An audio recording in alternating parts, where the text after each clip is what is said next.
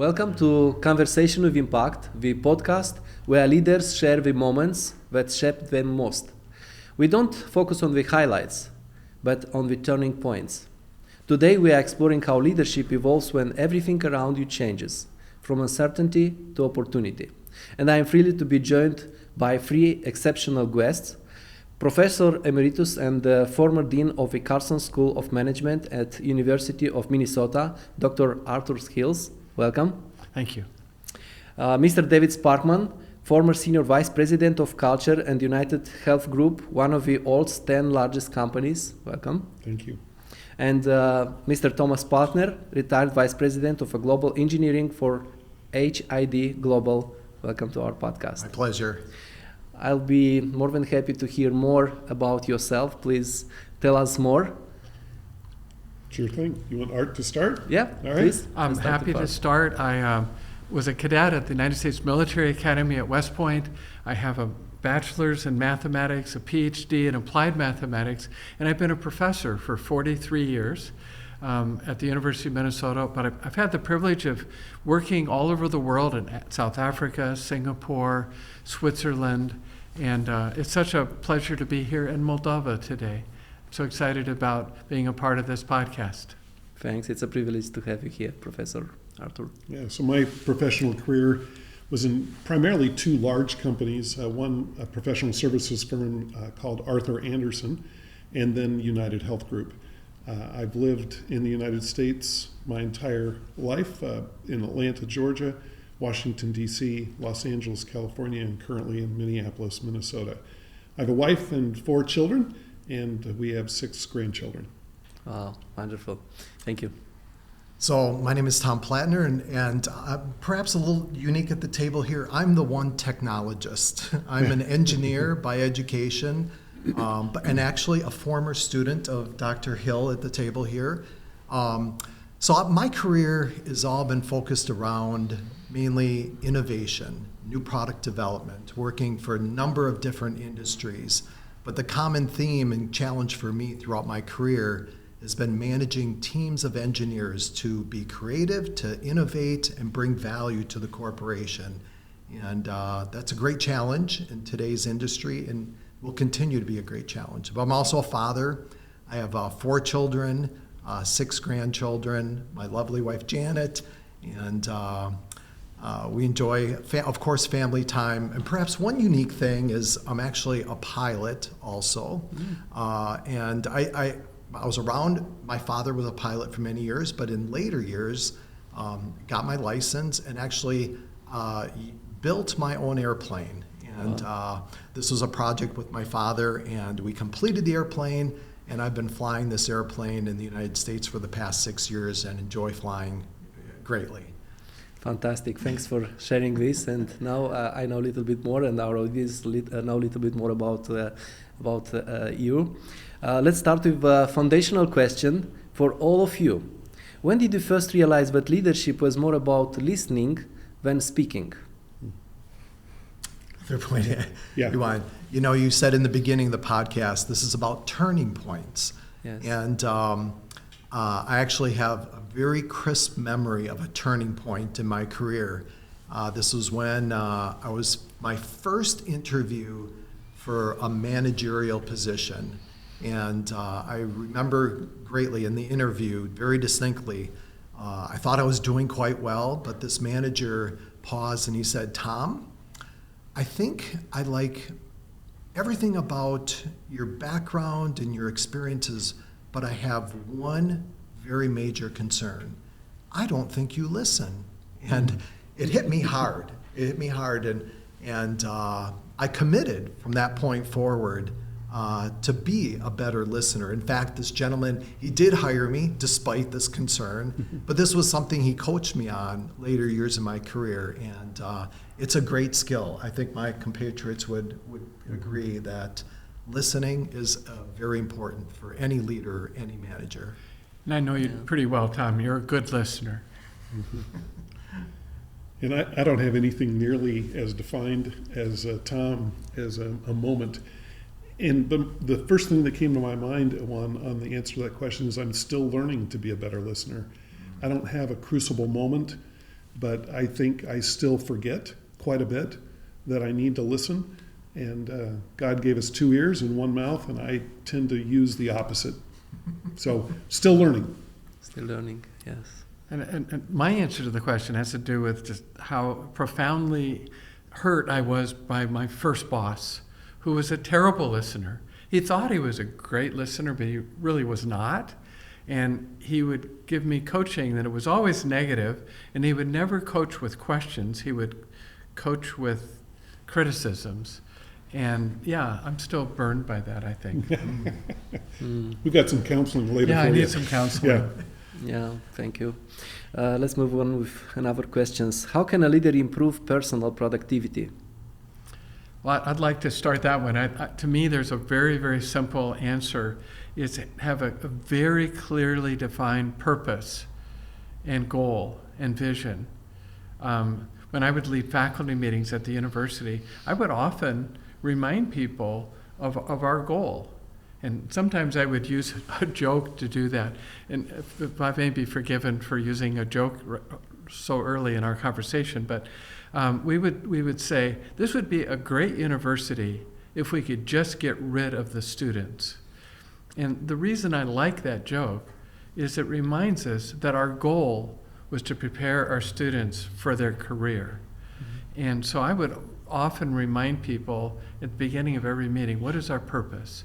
And I think every individual needs to have a very clearly defined purpose. And I would challenge our listeners today to define their purpose. And if they haven't already done that very difficult exercise, I'd encourage you to do it. And I encourage people to do it in less than 16 words. Mm-hmm. And my purpose is helping other people define my clearly stated purpose is to live my purpose and help others do the same. Amazing. Thank you. What are some effective ways to help others achieve their goals? You just mentioned your purpose is to help others. Yeah. Well, it comes to coaching. And I've had the great privilege of being trained to be a coach. I thought I was a pretty good coach. But about 5 years ago, I went through some very excellent training on coaching. And I learned a very simple model. If I can tease it out just a little bit, I'll try to make it short. It's called the GROW model, GROW. Mm-hmm. So if I'm sitting down with you, Iwan, and you say, I have a problem, and I would say, well, what's your goal? That's the G. And then I would say, what's your current reality? Where are you now? And then I would ask you your options. That's the O. And then lastly, I would say, what will you do next? What's your next step to implementing those options? So I think that this coaching concept is so powerful, and I actually use the GROW model all the time, and I teach other people how to use it too, because again, I think it's very, very helpful.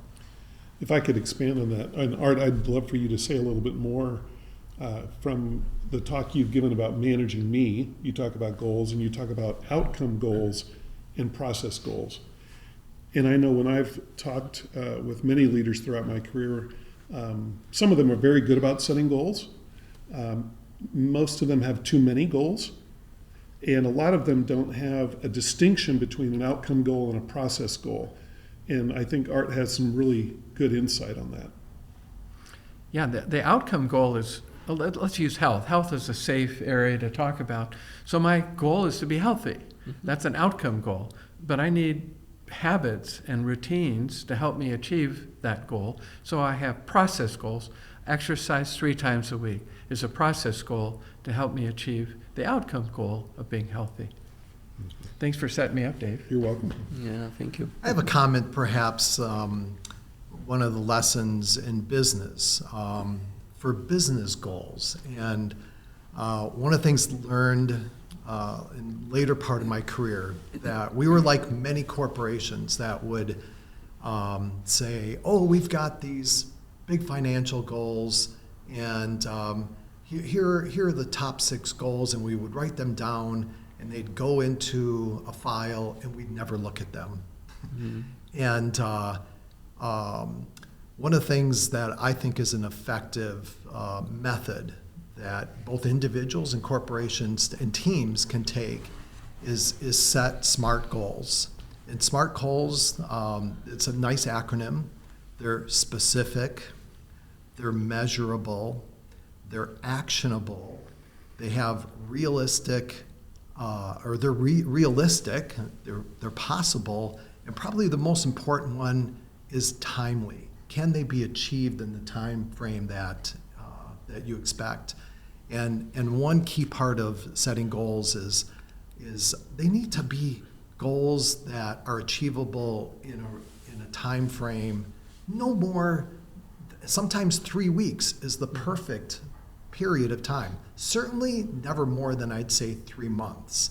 And so goal setting, it's so important in an organization to have that shared vision, shared goals, and that everybody's pulling together. Yeah, appreciate a lot.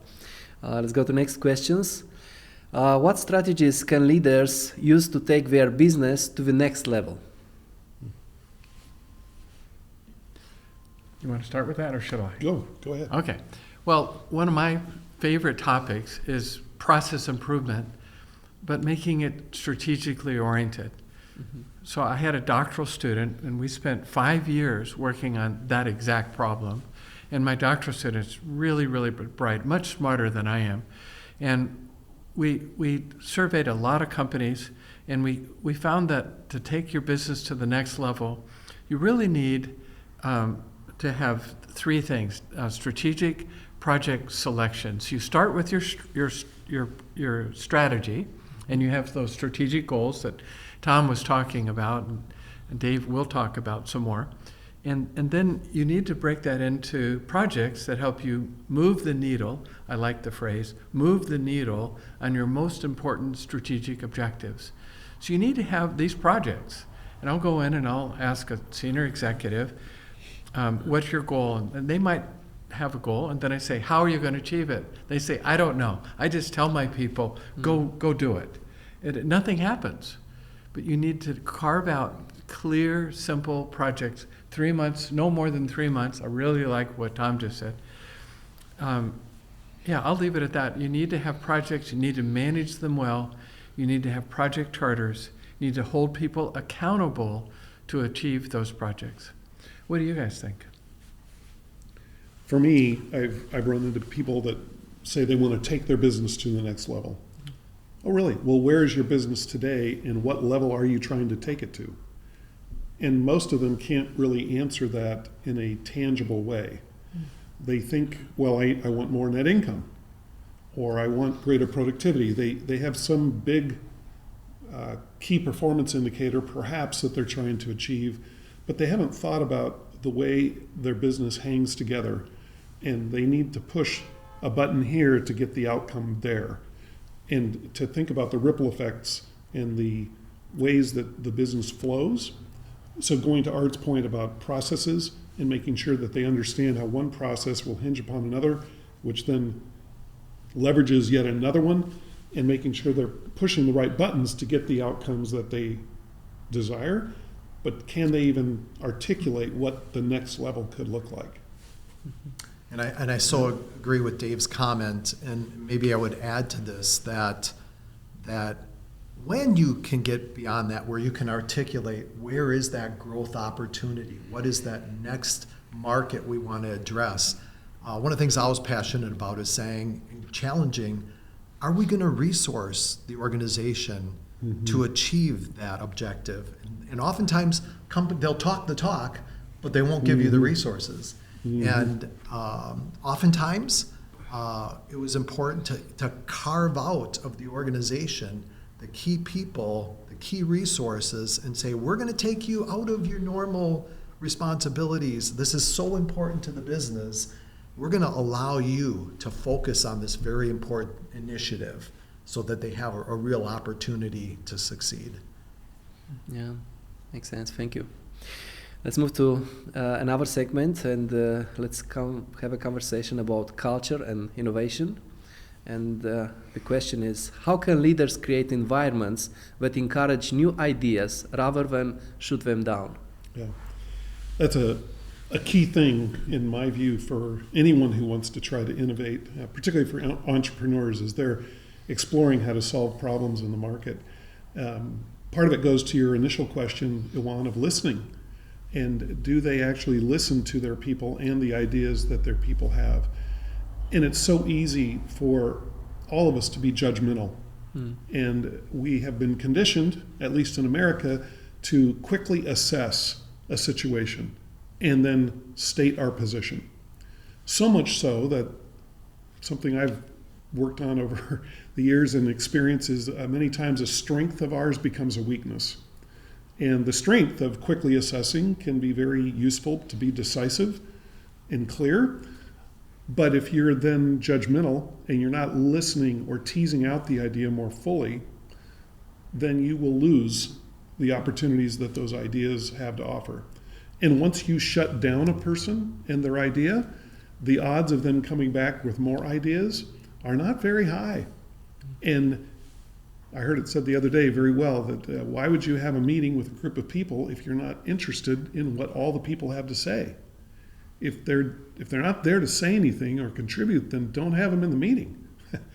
But if you as a business owner or a team leader think you have all the answers, I would suggest that you're in for a very short run on your career of success, because none of us can achieve things on our own. We all need help from someone, even if we're an entrepreneur.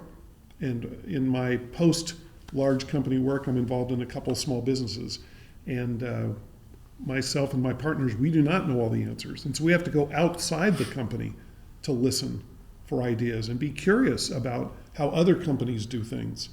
Even if we may think initially that it doesn't make a lot of sense for our company, well, let's explore and let's have true curiosity in saying, I wonder how, or I wonder why something works the way it works.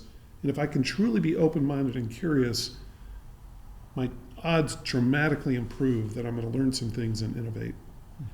Yeah, thank you, Mr. Day, for such a powerful answer. And I wonder, how can recognition be reframed to inspire and motivate people consistently? Yeah. Well, I'm going to jump right in on this one. You own that one. One of my favorite topics is recognition. Studies have shown over decades that people do tremendously good things, but are only recognized 1 out of 7 times.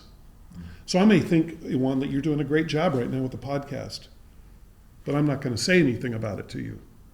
It's just a habit that's formed in most of us that we don't applaud, congratulate people on what they're doing. Many times we have a thought habit that's very strong in our brain that says, well, that's what they should do. That's what's expected out of them. So why do I need to give them a pat on the back or appreciate them? So that's one thing. The second thing is a lot of times people give appreciation and constructive criticism too close together. Iwan, I think you're doing a wonderful job with the podcast, but and the minute the listener hears the word but, they lose the appreciation. And all they do is then focus on the negative. So one of the things we learned in our culture work at United Health Group was a great suggestion, which I'll pass along, on how to show appreciation and constructive criticism. And it goes like this: what I appreciate about you is, and then you fill in the blank with whatever appreciation you have for the individual and what's occurred. And I feel you could be even more effective if, and then you fill in the blank with a constructive comment. The and puts those together. The word I feel, that's just the way I feel. I'm not saying it's a fact, just my observation. And even more effective implies that you're already effective. So if I can share that with a teammate, a colleague, someone outside, you don't lose the appreciation impact, and you can build upon it to help that person be even better than they were before. So that's something we learned, and I'm still trying to put it in practice every day. I think Dave had some great insights into individual recognition, and one of the things that I would add is the importance of group recognition. And one of the things I mentioned earlier, managing innovative teams, and some of these are hard projects, many months of effort, and the importance of celebrating success. And as managers, making sure you have a budget to do this. But we had wonderful outings and celebrations that were so good for the team to then recognize, what did we do well, and did we achieve what we wanted to, and how did we go about doing that? But really celebrate success, and I think that's a very important part of recognition. There's a wonderful little booklet by Ken Blanchard called The 1 Minute Manager, and it's very famous. I'm sure these guys are very familiar with it. And there are 3 skills, and he talks about the 1 minute praise. In the 1 minute praise, that one of the interesting things about that in the booklet is you don't just say, good job, but you give specific, meaningful affirmation for what, good job and how you opened that meeting, good job and how you did this particular activity. Just don't make it general, make it specific, because then it becomes a lot more meaningful. Appreciate so much your answers. Celebration, 1 minute praise, appreciations. You're doing a really good job. Thank you. Well, thank you. Thanks for the affirmation. Yes, thank you. The next questions. What distinguishes leading change that evolves into a movement from using positional power to direct people? Yeah. I could talk about this for quite a long time and get very passionate about positional power. If you're in an organization as a leader, one of the things you probably strive for is a promotion. And with a promotion, you have more influence, more power, more control, more budget, to Tom's earlier point, over what takes place. And the challenge with that is, as you rise through an organization, and perhaps you're the owner of a business or a founder, and you possess that positional power, it's very easy to forget that positional power does not equal leadership at all, in my opinion. Positional power is simply you have a status within the organization that allows you to make decisions at certain levels. Leadership is all about influence, in my opinion. You have to, and your personal character comes out, which people find attractive to follow. There's a somewhat tongue-in-cheek that says, I'm right behind you. In fact, I'll stay 100 yards behind you, right? Some people don't want to follow too close, people that are of positional power, because they don't see the leadership attributes or the characteristics they want to follow. They have to. And unfortunately, positional leaders can lose sight of the fact that their position does not equal leadership, and they're not congruent with what they say and what they do. And your walk needs to match your talk, or else we in the United States call that a hypocrite. And nobody likes working for a hypocrite. Unfortunately, in the throes of business and the ongoing chaos of change, the market shifting, we have difficult decisions to make. It's very easy to exercise that positional power versus true leadership of walking your talk and having other people see you model what you want them to do. Thank you. Great point, Dave. I would add, Please. That as leaders, we're often called to be servants to our organization and those who work for us, servant leadership. And because it's not all about us as leaders. I often think about, as leaders, we don't know what we don't know. And who does? The people working for us. Oftentimes the people that are closest to the challenges and the opportunities. And so our job as leaders is to support those in our organization, to position them for success, to meet their needs, whatever that might be. This is, to me, one of the true elements of leadership. Well, I really like what I hear you guys by saying, I'd want to come work for you. I think of a particular leader that I worked for who was the president of a large food company, roughly $1 billion in sales. And we would be in these meetings and he would say nothing. And I wondered, what's wrong with him? Why is he not saying anything? And then over time I realized he was a phenomenal leader because he was listening to people. He was evaluating those people when he was listening, but then he would ask questions and he would really develop his people and give them the space they needed to be effective leaders. Mm-hmm. And I would throw out, whenever you're in an organization, your personal leadership becomes expanded to the team, but you have to have personal leadership of yourself first. And if you're not well grounded in who you are with your own personal core values, as Art mentioned earlier, your personal purpose, then you will not be charting a course clearly that others can follow when you are a team leader. Again, coming back to positional power doesn't make those other things happen. And to Tom's point with servant leadership, one of the things I saw happen with the cultural transformation we experienced at United Health Group was one of our facilitators gave a great definition. He called it selfless devotion to a common cause. And I think when we lose ourselves and our egos, and we are pointed toward the purpose and mission of that organization, not caring who gets the credit, boy, a lot of powerful things can then happen. Yeah. So that's a little bit more, I would say, against positional power, but the true leadership. True leadership. Yeah. Yeah. When making big strategic decisions, do you rely more on data, intuition, or advice from others? And the answer is very easy to this question. It's all of them. There is not one that is more important than the other.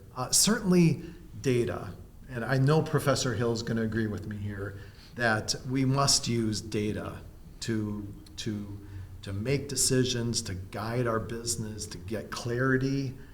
Data is absolutely important. And I think as managers, we need to listen to our experiences and our heart in terms of intuition. Oftentimes our intuition is good, but the last part I think is the most important, and that is relying on those in our organization. I said earlier, those who are closest to the work, closest to the problem set, they have the greatest insight, and you as a manager, your job is to draw that together. And I think in my career, when we've had difficult strategic decisions, the most effective thing was to actually have workshops that included many people in the organization, roll up our sleeves, go into conference room for several hours, or maybe even a retreat for a weekend if they're really big decisions. And that's essential to draw the input from the entire organization. And then the beauty of that effort, when you've collectively worked on the big strategic problem solving and direction making, is hopefully, and the outcome is that you have buy-in because individuals have participated in the decision making and they understand the perspective of others, and they hopefully are walking away saying, yes, we made good decisions here. I had my opportunity to contribute, and I'm all in. Yeah, I love that idea of getting engagement and listening to your own people. And it's absolutely true. Sometimes you don't have the data. You have to do intuition and intuition of your team and your own intuition. Just to add on to that, I love this idea of A/B testing. It's a very simple idea. Let's say that you're trying to decide on a new logo. And you have this logo in red and this logo in blue. And you could use your own intuition, but in today's world, we can do a very quick A/B test. We can send them out to 1,000 people, and we can find out which one they like better. And then maybe we could modify it a little bit and try a combination of red and blue. And then we send out another A/B test. Do you like this one or this one? You can randomize your sample and do statistical tests, and it can be done very quickly. But again, a lot of times you just don't have the data. In my experience, rarely do we have all the data we want. So we can gather some data, and I think there were times when people would come in and say, I want to go this direction. And we'd say, okay, well, what evidence do you have that would give us comfort we're headed in the right direction? And then they have none. Well, you can't do that. It can't be all of it, just it's my intuition or my experience. But rarely do we have all the data that would give us a conclusive answer. And then you've got to rely on, we called it the wisdom of the team, as Tom was describing. And how can you allow all of your people to contribute? And that's where something we call behavioral styles comes into play. Some people you don't have to even wonder what they're thinking, because they're going to tell you, and they will dominate a room telling you. But there are a lot of people that process information, and they like to think through and listen. And you might have to specifically ask them their opinion very directly in order to extract that opinion. And a lot of leaders miss that step. So it's easy to hear the big voice, but I would encourage all of your listeners to tap into the whole team to find out what they're saying. Give them equal opportunity to voice their opinion on the direction or the decision that needs to be made.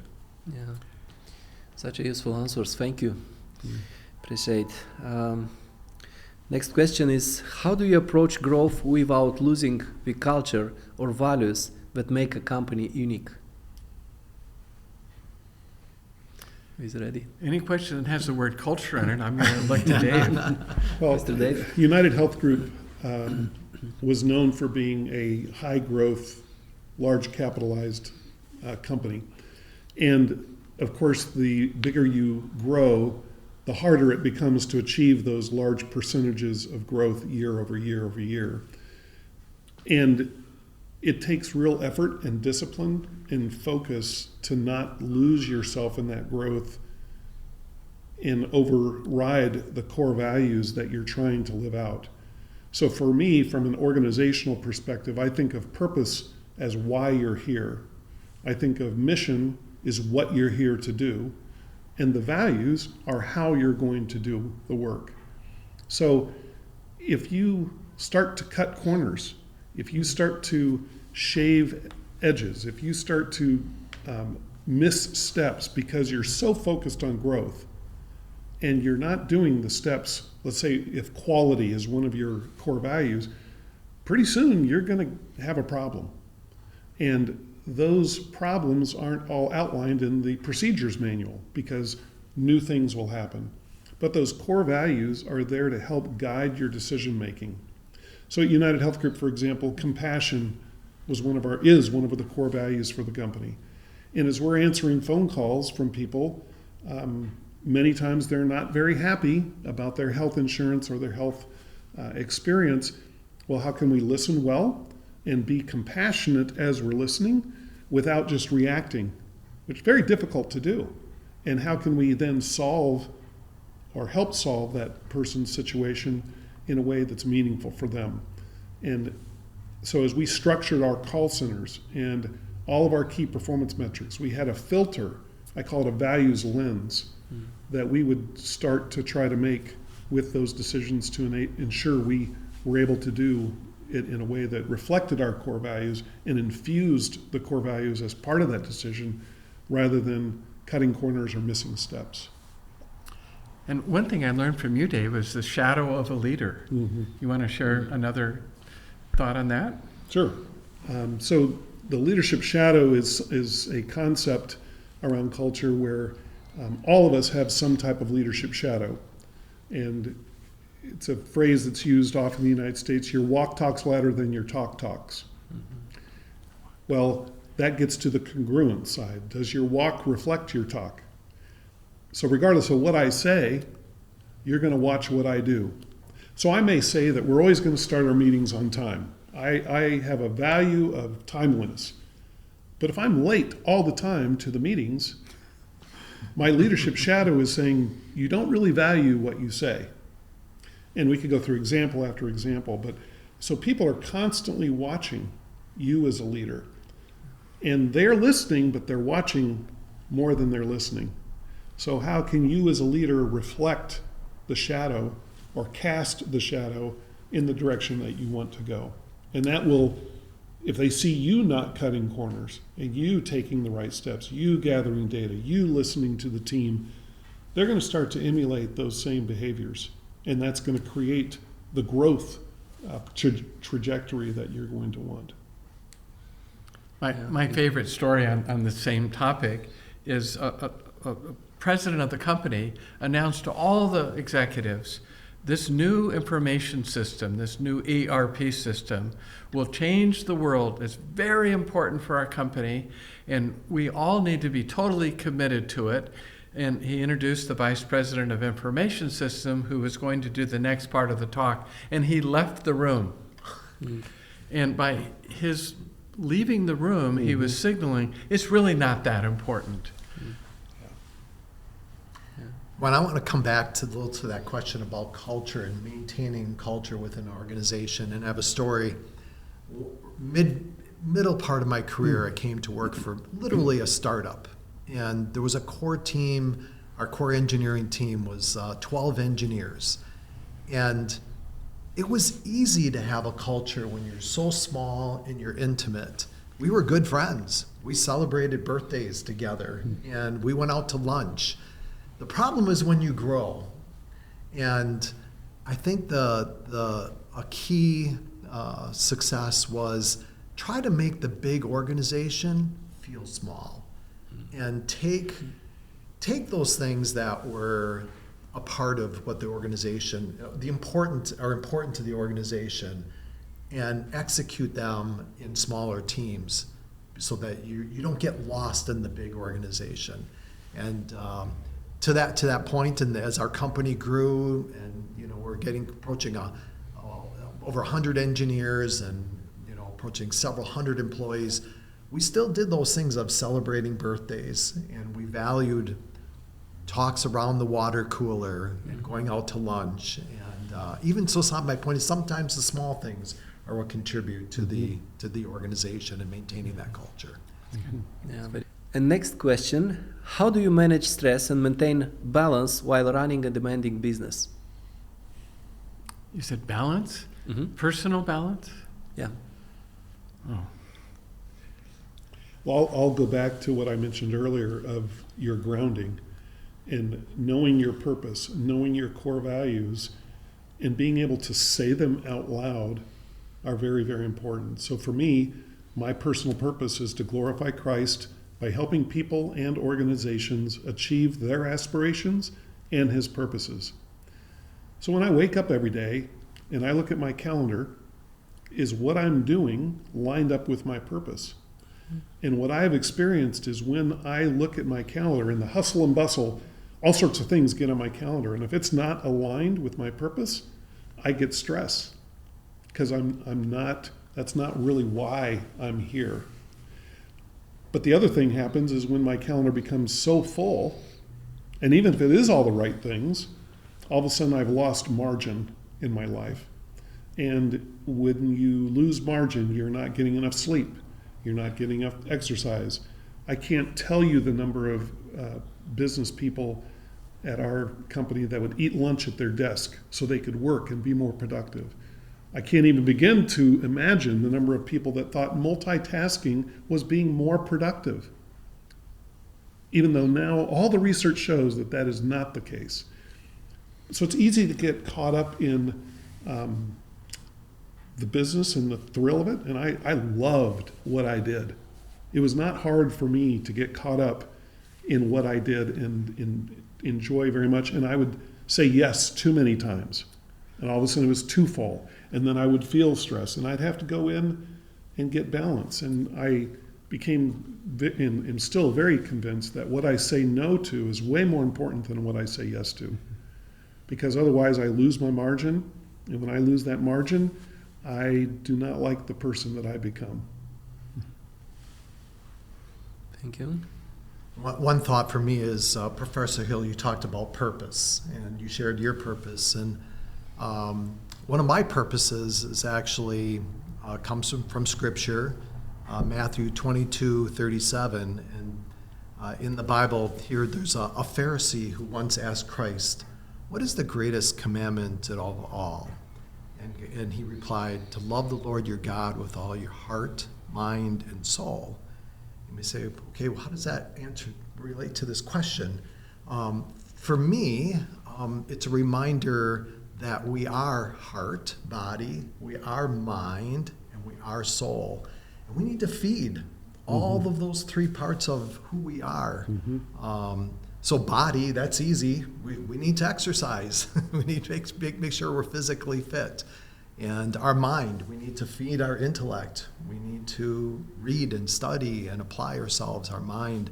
And then, of course, soul. Soul is very important, that spiritual element of who we are. And for me, that to feed that element, it's studying God's Word. And gosh, I just so enjoy doing that in fellowship with others who can inspire me, who can teach me, and I can learn from them. So mind, body, soul is an important part of staying healthy and staying fueled up. Yeah, I totally agree. Thank you. Professor Art, do you want to add something? I could just say I love what this guy said. I can't add much more to that. Okay. When I think about my purpose, I think love God, love people. That same verse that Tom was talking about. And I think that's just really, really powerful. So one of my prayers as a faculty, I'm a university professor, and I have 5,000 students in my school, and I'm responsible for the graduate programs. I'm responsible for 1,200 students. And one of my practices was to pray for my students. And it's kind of funny because one of my prayers was that I could be tough on them, that I could be demanding. I learned this in Switzerland when I was on the faculty at IMD in Lausanne. The faculty were really hard on the students. And so I kind of developed a reputation of being a really nice guy who was really hard on my students because I would expect more from them. And I would say, that's good, but that's not good enough. You could do a lot better. And so part of my prayer was that I could love them by being hard and setting high standards for them, if that makes any sense at all. Yeah. I want to tag on to what Tom was mentioning about the triune of body, soul, spirit, and also just what I mentioned earlier about being grounded. And I would also encourage people to be in some type of community, some type of fellowship, whatever you want to call it. I'm in a men's group back in the States, a couple of them actually, and when I get out of balance and I come into that community and I see other brothers, other men who are doing life with me, and I hear what they're going through, and then they ask me questions about how my life is going, whether it's my marriage, my relationship with my children, the work that I do. I start to get a sense pretty quick whether I'm out of balance or not. It's very easy when you're going through life alone. You can be completely out of balance but not have any calibration, I guess is the word I'm looking for. A community helps bring calibration for me. And the last question for today, if you could give one piece of advice to someone starting out today, what would it be and why? And I'll ask all three of you to answer this question. I would urge young people to find mentors. I don't think I did a particularly good job of that as a young professor, but I see some people that are doing it and doing it very well. They're finding a good mentor. They're setting up a rhythm, maybe once a month, maybe every other 2 weeks. There are 5 guys that I mentor right now, that I coach. And it's so fun for me, but I think the guys that I'm coaching would say that it's really fun for them as well. And the way we do it, just mechanically, it's for most of these guys, it's every other week for half an hour. And that feels about right. It's more of a check-in meeting. How are you doing? And I use the GROW model, goals, reality, options, and what we do next. And find a mentor. I think that can really make a difference in your life. Find a mentor that'll help you spiritually, find a mentor that'll help you professionally, maybe somebody that can help you with both. Thank you, Professor Arthur. I'll go next. We touched on this having a real purpose, direction, and so I think just reinforcing that and Art, I love your comment of having others involved in helping you understand your purpose and clarity about your direction and purpose. And maybe the one word I think is that comes to mind is being very intentional and having that in your heart that I know what I want to do, and I'm committed to do that, and I'm going to use the help of others and our faith to get us there. Thank you. So I'll piggyback perhaps what they've said with another word that starts with I is your identity. And know who you are. And you have to be intentional with that. Mentors can help shape that. But I know that when I was starting out in my career, I was not clear with who I was. Even though I am a Christ follower, I was a husband at the time with no children immediately out of graduating from university. My goal was fairly vague about job, about money, about profession and career. I was not clear. And a lot of that is, as I look back, is based on my own identity and who I say I am. One of the things I've done for 20 years, Luan, is involved in a nonprofit faith-based ministry called Crossroads Career. And our mission is to help people who are unfulfilled or unemployed. And so we've helped people that are 15 years old to 85 years old. And the question that keeps coming out from people is they don't know who they are. To Tom's point, they don't have a personal purpose, in Art's earlier point, that they can articulate. They don't know what their core values are, how they make decisions. And because they can't articulate those, they don't make the best decisions because they don't have that compass that helps guide those decisions. And so many times they would have taken a personality assessment, so maybe they know their strengths. Strengths Finders is a great way to get more depth, but a lot of it comes back to just taking some time, being intentional, getting some advice from others, and starting to outline, who am I? And saying your personal purpose, your mission, your values, your strengths. What is your sweet spot? How, in my view, I think that all truth comes from the scriptures. And we're told that God created us before time began, and he knew the work that we would do. Yeah. So I just have to find out what that is.